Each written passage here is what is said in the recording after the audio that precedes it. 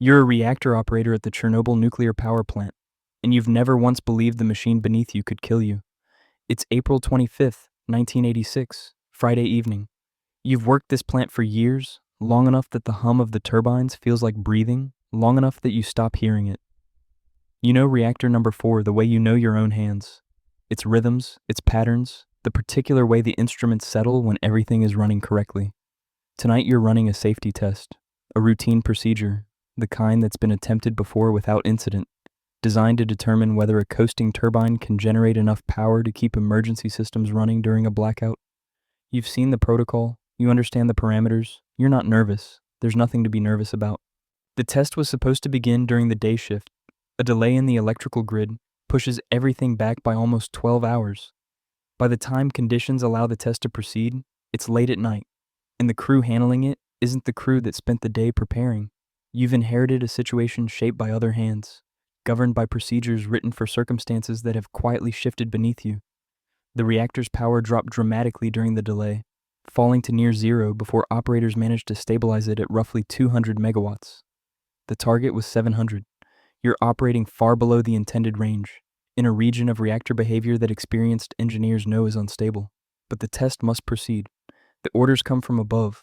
In this system, you don't push back against orders from above. The thing about radiation is that it doesn't announce itself. No heat, no smell, no sound. You can be standing in a field of it and feel nothing at all, at least not immediately. Your body will begin absorbing damage at a cellular level, and you'll be completely unaware. This is important to understand about everything that follows. The people inside that building on the night of April 25th and into the early morning hours of April 26th are operating without the most basic warning system any human being depends on. Their senses are useless. The danger is invisible. At 1:23 in the morning on April 26th, the test begins. Within seconds, the reactor's power surges uncontrollably. You've trained for emergencies. You press the emergency shutdown button, the one that's supposed to drop control rods into the core and kill the reaction. It's called the AZ5 button. You press it. What happens next is the thing that was never supposed to happen. The design of this particular reactor, an RBMK design, built only in the Soviet Union and nowhere else in the world, contains a fatal flaw. When the control rods begin to lower, their graphite tips cause a brief spike in reactivity before suppressing it. In a reactor already operating at the edge of stability, that spike is catastrophic. The power doesn't drop, it explodes. There are 2 blasts. The first ruptures the reactor vessel. The second, following within seconds, blows the 1,000-ton reactor lid off completely. You hear sounds that make no sense. Massive concrete structures displaced by forces that shouldn't exist inside a nuclear power station. The roof is gone. The reactor core is open to the sky. Graphite from the core, intensely radioactive, is scattered across rooftops and plant grounds. You're standing inside a building that no longer has a functioning reactor at its center, only a burning, exposed furnace of radioactive material releasing contamination into the night air. You don't fully understand this yet. Nobody in that building fully understands this yet. Some of your colleagues believe a hydrogen tank exploded. Others are convinced the reactor itself is intact, that the devastation visible around them has some other explanation. The instruments give contradictory readings. Some instruments have been destroyed. The ones that still function show readings so extreme they seem like equipment failures rather than accurate measurements. Your dosimeters, the devices you carry to measure personal radiation exposure, max out at levels that should be impossible in a routine accident. You tell yourself they're malfunctioning. It's easier to believe that. Operators stay at their stations. Engineers attempt to pump water into what they believe is still a reactor housing. They're pumping water into rubble. The firefighters arrive within minutes of the explosion. Emergency calls report a fire at the power station. The crews who respond are expecting an industrial blaze, something with visible flames and manageable danger. What they find is burning rooftops and glowing debris scattered across the grounds. The glow comes from the graphite. They don't know that. They climb onto rooftops wearing standard firefighting gear, equipment designed to protect against heat and flame, completely useless against the radiation they're absorbing with every breath, every touch, every second they spend near that open core. Several of them describe a strange blue light above the reactor. Some taste metal in their mouths within the first hour. Others develop headaches and nausea before the sun comes up. They keep working. They're not the kind of people who leave a fire burning while they still have water in the hose. 2 kilometers away, in the city of Pripyat, Nearly 50,000 people are asleep. Pripyat was built for the plant and its workers.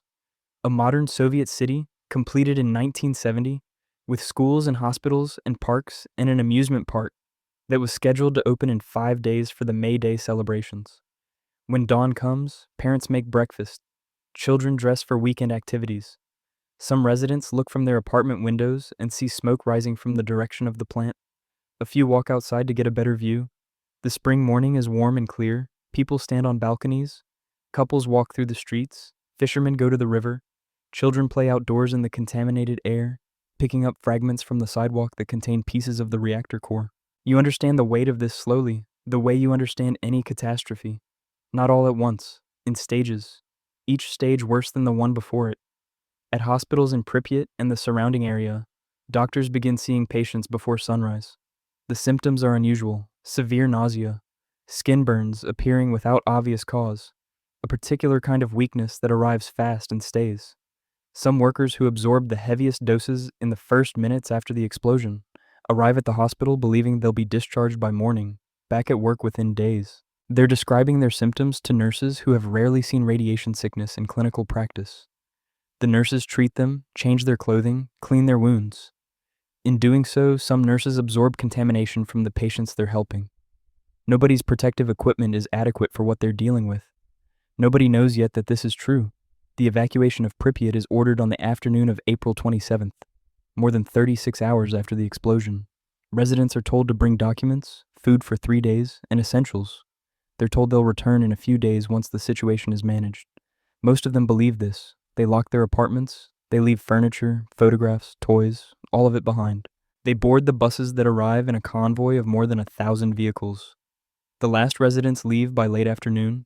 The city empties in approximately 3 hours and 40 minutes. Pripyat has been inhabited for 16 years. It will not be inhabited again. The response that follows is enormous. More than 500,000 personnel are ultimately involved in cleanup and containment efforts over the following years. The people assigned to work directly around the reactor are called liquidators. Some are military reserves called up with little warning. Some are civilian workers drafted for specific technical tasks. Many are told only that they're needed for an important operation. They work in rotation, sometimes spending only 90 seconds near the most contaminated areas before being cycled out, because 90 seconds is all the exposure their dosimeters are permitted to record before they reach the official limit. Some dosimeters are deliberately calibrated to read lower than actual exposure levels, so that workers can legally remain on site longer than the safety regulations allow. The official records will show doses lower than the actual doses absorbed. This is understood by the people managing the operation. It's considered necessary. In 1986 alone, 28 workers and firefighters die from acute radiation syndrome. Over the following decade, 14 more die of various causes. 134 people are hospitalized with confirmed radiation sickness. 6,000 cases of childhood thyroid cancer are eventually attributed to the disaster, primarily from radioactive iodine absorbed through contaminated milk and food in the days and weeks following the explosion, when no warnings were issued to the surrounding population. Long-term death estimates vary significantly between studies, ranging from 4,000 to more than 16,000 across the affected regions of Europe. The exact number is something scientists have argued about ever since. The people those numbers represent are not arguing. An original sarcophagus is hastily constructed over the destroyed reactor to contain the radioactive material inside, completed in approximately 206 days. It's not a permanent solution. It was never designed to be. It's built to buy time. Decades later, a more substantial structure is designed and constructed. A massive steel arch 105 meters high, built on rails beside the original structure and then slid into position over it on November 29, 2016. The new Safe Confinement is designed to last a century. It contains an estimated 200 tons of radioactive material, including what remains of the reactor core, a mass of melted fuel and structural material that researchers call the elephant's foot. On February 14, 2025, a Russian drone carrying a high explosive warhead strikes the new Safe Confinement. The blast damages a 15 square meter section of external cladding and causes additional damage across an area of 200 square meters. The internal structure is compromised. The International Atomic Energy Agency concludes by December 2025 that the structure can no longer perform its primary safety function. Repairs are estimated to require at least 500 million euros. Until those repairs are completed, the long-term decommissioning of reactor number 4 cannot begin. The exclusion zone today covers approximately 2,600 square kilometers. Human habitation is prohibited. Roughly 3,000 workers operate within it on rotating shifts, overseeing the slow process of monitoring and decommissioning. The city of Pripyat still stands in a way. Trees grow through apartment floors. Moss covers the gymnasium equipment. The amusement park's Ferris wheel has turned rust-colored and stands motionless above the overgrown plaza, its cars frozen at the angles where they stopped on April 27, 1986. The wheel was never once operated. It was meant to carry children on May Day. In the forest surrounding the plant, wolves, lynx, bison, and Przewalski's horses moved through the contaminated landscape in greater numbers than they existed in when humans occupied the land. The red forest, named for the color the trees turned when the radiation killed them in 1986, has partially regrown.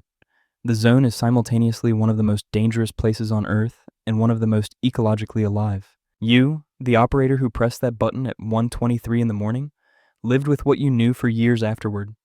Some of your colleagues were blamed, prosecuted, imprisoned. The debate over responsibility, over whether the disaster was caused primarily by operator error or by a fundamentally flawed reactor design, has never been fully resolved. Both things are true in different proportions depending on who is doing the accounting. What is not disputed is simpler and harder. The machine was built with a flaw that could kill under the wrong conditions. The conditions arrived.